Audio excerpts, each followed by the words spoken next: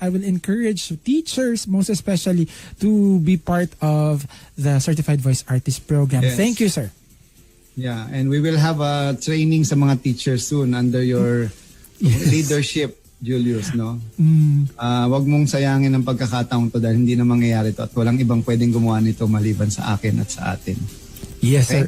Yes, we're working on that, sir, and definitely we are much driven this time to do the mission that you have started.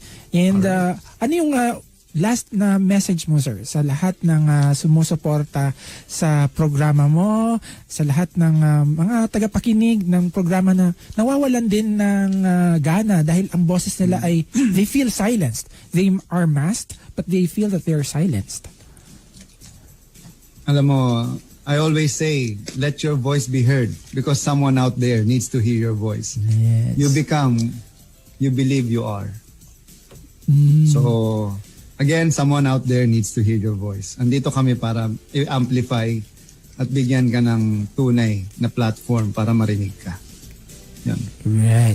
So again, kasama natin si Sir Pocholo De Leon Gonzalez. We are encouraged to amplify our voices. So maraming salamat, Sir Pocholo. Thank you, Julius. Salamat. At sana next week, no, or sa mga susunod mong program, marami pang kwento na mas may kwenta sa akin. Yan, lalo-lalo na sa CVAP member. Ayan, yung mga nasa likod ko.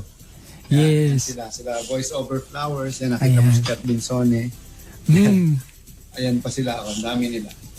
Yes. So, 300 plus na sila ngayon. Kayo, kasama ka doon. We're growing. We're a happy, big family this time. And na-feature ko na rin si Champagne dito. Last week si Miss L.A. Ikaw ngayon. And maraming naka-line up na mga bosses. Naman, hindi ka maubusan kahit ilang taon yan. Ang dami niyan. So, maraming kwento na. I-focus natin yung mga yung mga ordinaryong tao na may extraordinaryong ginagawa. Kaysa naman puro artista yan at mga sikat na mga politiko. Kalimutan nyo na yung mga yan. Mas may kwento yung mga ordinaryong tao kaysa sa kanila. Yes. Naniniwala ako doon. Yung mga bosses ng mga marginalized individuals, especially, and I think we have to listen to their stories also. Oy, guess mo rin si yung sa nating bagong member na papasok sa CVAP, si Robinson, yung kauna-unahang cleft palate na broadcaster. Yes. Di ba? Oo Saka nakakita ng broadcaster na ngongo. Dito lang yan sa CVAP. Yes, we become empowered because of each other, and yung presence niya sa programa will definitely inspire other people. So,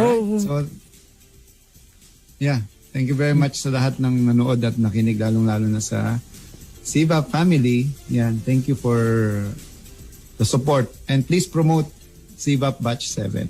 yes, CVAP Batch. Change people's lives.